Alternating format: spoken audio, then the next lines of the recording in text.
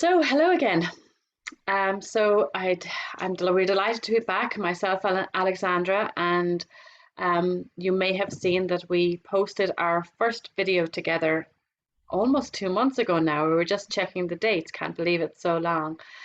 And we've both been teaching the College of Sound Healing voice training, voice practitioner training, and we're both just finished weekend two, which is interesting that we're kind of along at the same trajectory. I'll have to clip that one out.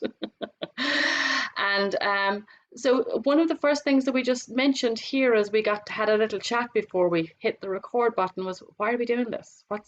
Why are we doing it? What's our motivation? And with sound healing, whenever we're doing it ourselves or whenever we're teaching it, that's the number one thing we talk about: intention. We may have said the last time, I think, that frequency plus intention is what brings healing. So what was our intention to share this, and why are we here? Why are we even having this chat? First and foremost, it's a passion of both of ours. We both love voice, and we were both drawn to this work. And I certainly know we talked a little bit about why we were drawn to this work. But really, why we're here sharing this work is because we both believe, maybe I'm overstating it, or maybe not, we both believe that it can change the world. If people become more aware of the power of sound, the power of the sound within themselves, the power of sound of their voices, the power that sound can offer to somebody else for healing, we think it can change the world. Mm. Mm. Yeah. Offer a journey of personal development that I think I haven't found in Mm. any other place.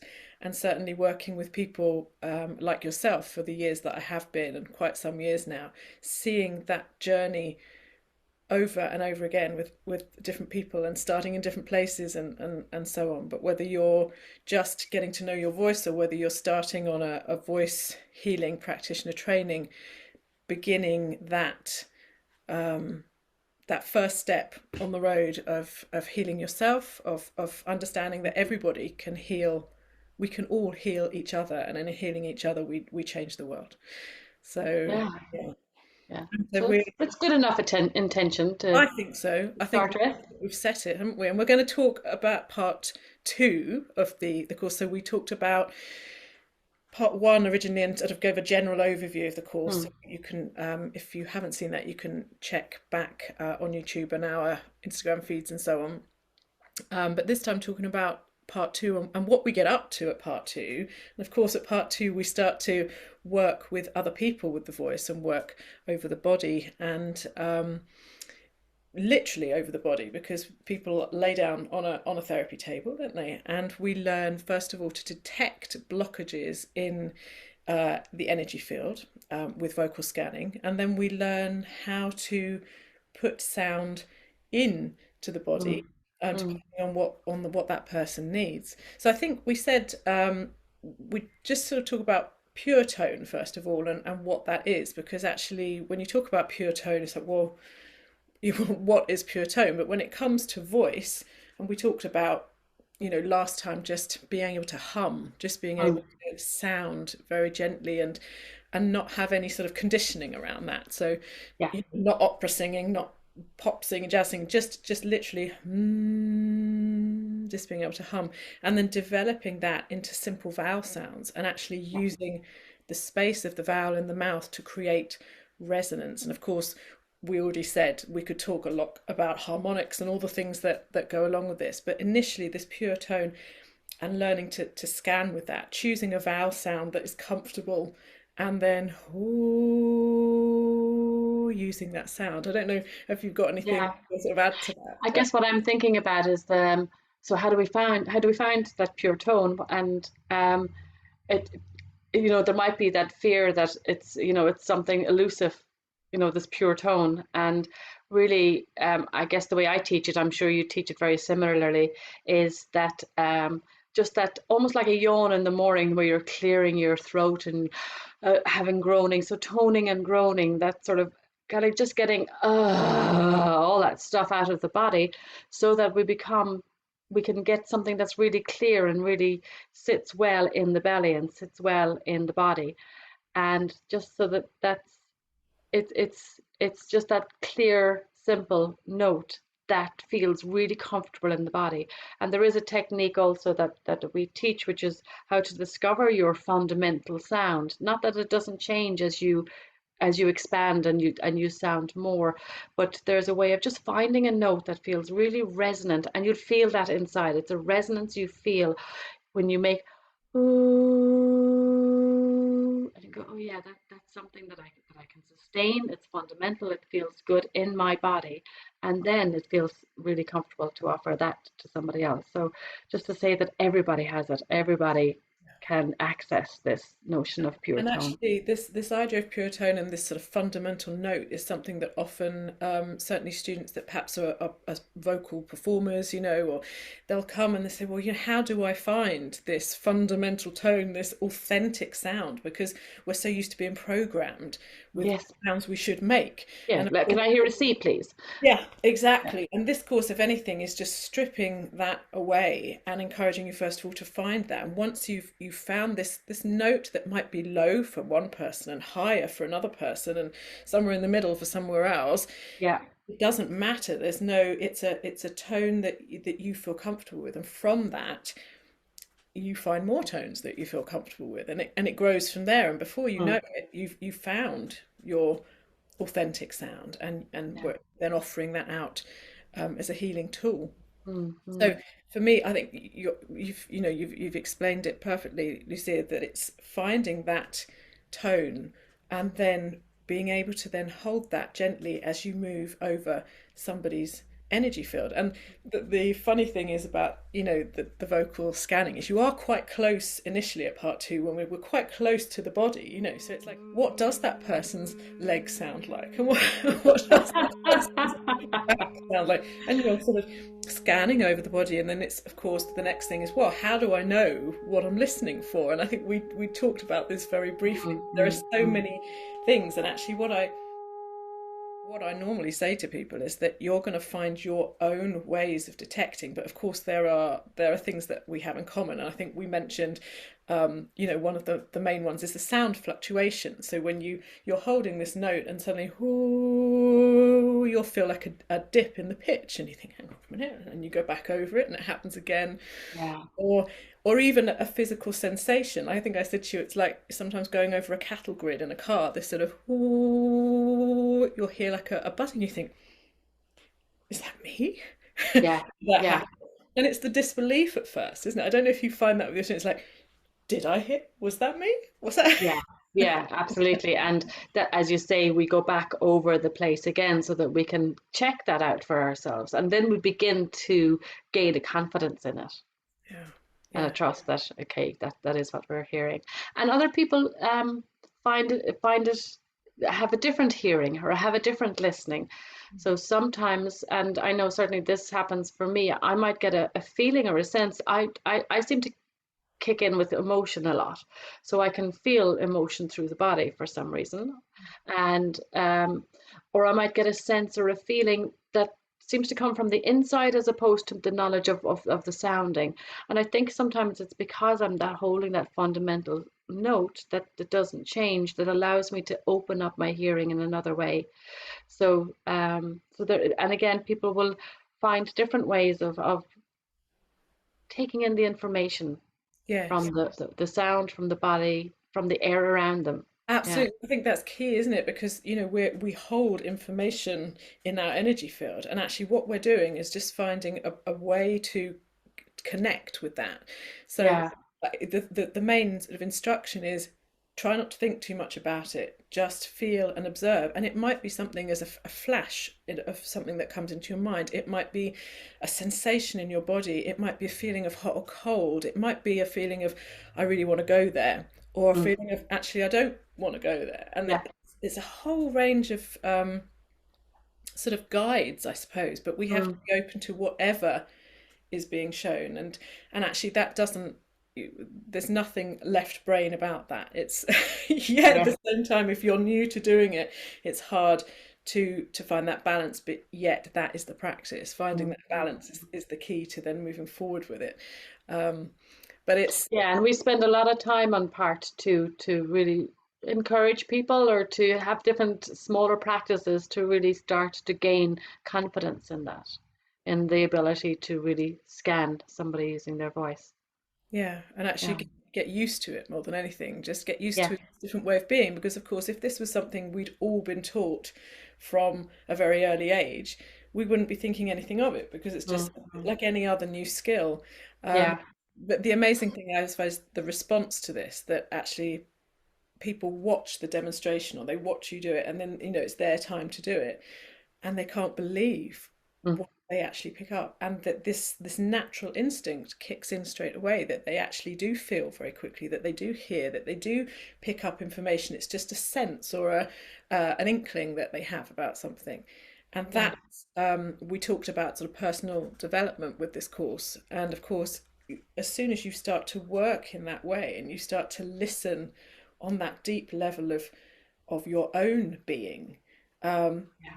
you can't look at life in the same way again after that. You can't walk into a room with a bunch of people and not sense, because once you've triggered it off, I think that's it. Yes. You start to live your life that way. And we talked about the sort of deep listening Mm. aspect of this work, and I know you had a lot of lovely things to say about that.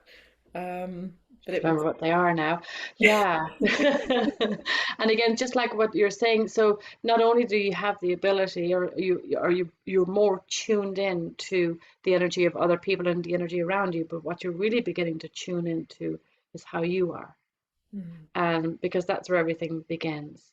And that deep listening, the more we can, yeah, I remember now we were talking about, how we use gadgets to tell us how we feel, heart monitors or pedometers or how many steps to take. And instead of feeling, okay, well, I feel I've done enough exercise today and I can stop, because your body will give you that information.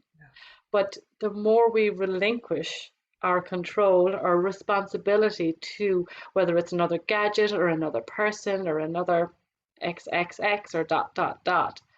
So, what we're inviting in that deep listening is, can you begin to trust your own inner knowing? mm. And that's all that is a turning within, it's a turning towards that And inside. you hit the nail on the head, I think, before, and you've just mentioned it there about responsibility. So with that personal development and that turning within, it becomes self responsibility, responsibility for self. So Mm, mm, actually, you are master of your body, and you are listening to what the body is communicating to you, and that then you might not be rushing for the next great idea, but listening to actually yeah, what you need. And yeah, that's that same listening when we're working over somebody else's body. That same, if we have a constant, which is what we're used to experiencing on a daily basis without the interruption of external mm, forces, if we know that inner sound of us and what that is at its equilibrium, then when we're working with somebody else, if that's disturbed in some way, we can sense where yeah, the work might need to be done. And it constantly, this course and this work throws us back to us. Okay, I just experienced that because I dipped into somebody else's energy for mm, a moment. And it's learning to read and be and listen in a completely different way, I think. yeah, absolutely. And I think as tutors, I remember saying this to the people I was with this weekend, as tutors, in this particular, it's not just a training course. We're training you how to become sound healers. I'm trying to find a balance between that sense of experiencing the power of sound, and then offering that out, so that that happens throughout the whole course. But it's just, it's a fine balance as a tutor to try and do both of those things. Because if somebody's in the middle of an experience and now you're telling them what harmonics are, so, but it's beautiful, and there's space in the course for that, and I think that's what's really really powerful in it. Yeah. So as you're developing as a human being, you're also developing your skills to offer to others. Exactly. Yeah. Yeah, And the amount of people that, even get to sort of part three, and, we ask students to do reviews of that self-evaluations after each part, and they get to part three, and then they look back at part one and they say, even just that's just half the course, or just over half the course, how the shifts they have encountered and the mm, perspective changes that they've encountered. And yeah, um, and of course we have all, like you said, it's a fine balance, because of course we're experiencing all this practical work, but we're also learning the theoretical aspect as well. So it's sort of building the knowledge alongside the feeling, and yeah, that really is moving, sort of hand in hand. So yeah. you know what's happening because you're learning about what's happening. Um, Yeah, and I think I was talking the last time about how this learning is a spiral. So you, I think in part one, there's a whole chapter, there's a whole section on what harmonics are. And, as you come into part two and part three, you get a much deeper, each time we revisit it, you get a much deeper understanding of what each of the elements are because you've felt them. So that's why each weekend we just go deeper into the self. Yes, and I think, yes, you said that in Yeah, the last recording, which I think was really relevant, because actually you can teach people everything you think they need to know at part one, but there's no point unless they can actually integrate it through experience. yeah. And certainly the harmonic aspect takes us into the sacred geometry, and the sort of perfection of the universe, and ultimately we're in training back to that. Mm, We've mm, come so far from it. So the sound, the harmonics, and the ratios, the measurements of the harmonics are like looking at a perfect mandala. The measurements are there, and we are in training to that. Um, I think that in itself is a huge realization when we learn about the principle of entrainment, that yeah. a stronger force affects a weaker one. And when you take that away with you into your life, and you start to look around and you think, well, hang on a minute, who do I want to entrain to? You get to be a lot more choosy about how you spend your time and what you choose to listen to and who you choose to listen to and all that kind of stuff. Absolutely. Did you want to talk a bit about silence? Okay. We pay as much attention to silence as we do sound. I mean, there is no sound without silence. I mean, if everything was just sound, there would be no, Mm. if everything was just silent or everything was just sound, we wouldn't feel the difference. So silence is really an integral part of this. Inside in that silence after making a sound just allows the body to rest and open to receive. And inside in that silence, there's also an opening to the ears, an opening to what is happening on the inside. So, if we were continually sounding, if our sounding section is 7 minutes, so if we were spending, an hour just pounding somebody with sound, what would happen mostly is that resistance would happen. Mm. So we sound for a short period of time, let that sound integrate in that space of silence. Mm. So it's yeah, so it's as I'd say there's almost as much silence as sound in the whole treatment. There's So it's a real playing with the balance between sound and silence, isn't it? And yeah, this idea that actually we're guiding the person to the place of silence where the body's own healing mechanism is activated, that they can hear that in mm, mm, I say, like, hear that inner voice. It's like, oh, there's a voice. It's it's just going to that quiet place where there is no other input or distraction, and that we can be in that stillness with mm, ourselves. Also, the sound healer's job, and I guess this is what we're teaching really more than anything, but to put it into sort of a sentence, is that we're training people to be able to facilitate this journey into silence, because actually the main part of every healing protocol that we teach has 8 to 10 minutes silence in the middle of it, and it is in that silence that the healing is being absorbed, that the person is usually in quite a deep altered state by mm, that point, unless yeah, there's a problem or something. It can take people some time to get to that point, but generally, um, even working with people that are completely new to this modality, after one or two sessions they're very happy to go to that quiet place. And Yeah. it's there when they come out and you ground them and you bring them out that then they they're ready to talk about what's really going on. Usually, Mm, mm, mm, they've had time to actually listen to what's happening with them instead of listening to every other influence that might be upon them. mm, So mm. it's it Yeah, and it brings them home in a different way, doesn't it? yeah, yeah. It's not I don't think, I mean, even with meditation, for example, the world is meditating, the world is trying to find that inner peace. Um, but even with meditation, people say, well, I can't meditate because all of these thoughts in my head keep coming in. It's like, yes, you need to process all of that Mm, stuff that's mm, mm, bombarding mm. your mind. That needs to be processed. And once that is processed, then the silence can be found. Yeah, So yeah. the treatment in itself and these sound practice, particularly with voice, I think are helping people to, yeah, great. If your head fills with thoughts as you're meditating, brilliant. Let those thoughts flow on by, let it process. Hmm. Gradually, you will come to a place of quiet. I've never seen it as a double negative, never seen it not happen. Yeah, It always eventually comes to that place, even yeah. for a short time. So I think, sort of going back to the topic of this conversation, part two, we're dealing with finding that pure tone for each of us, and in doing that, there's a silence Mm, because mm. you're just quietly finding that sound that is yours, that is your Yeah. authentic sound, and then bringing that into the vocal scanning, taking that authentic sound and using that over somebody else's energy field. Is it disrupted? Are there fluctuations? And that leads us into understanding what's happening in the body, listening into that, Mm, and then mm. and encouraging really then the client to listen. So, on the course, the students give and receive the treatments.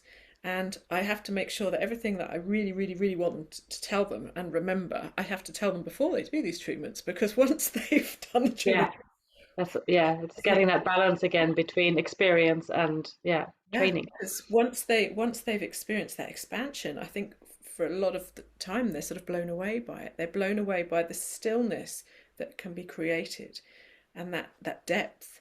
Mm. Um, so it's quite phenomenal, really, part two, isn't it? Yeah, it's magical. It's just that for some people they may have never found that peace before or that quiet inside. Mm, Yeah, it is quite magical. yeah. Yeah. So if there was anything of interest there, we've got the College of Sound Healing website. So that's www.collegeofsoundhealing.co.uk, and there's lots of information there about what we do and tutors based all over the UK and Ireland. Hmm. Lots of workshops to experience and practitioner trainings in voice, of course, because that's what we do. But gong, sacred drumming, bowls. Am I forgetting anyone? I don't think I am, but it's all there. Rattles, Rattle, drums, yeah. yes, everything. So do have a look if it interests you, and tune in with us. It's sometime in the future. So thank you. Thank you very much, and thanks for listening, and we'll see you soon.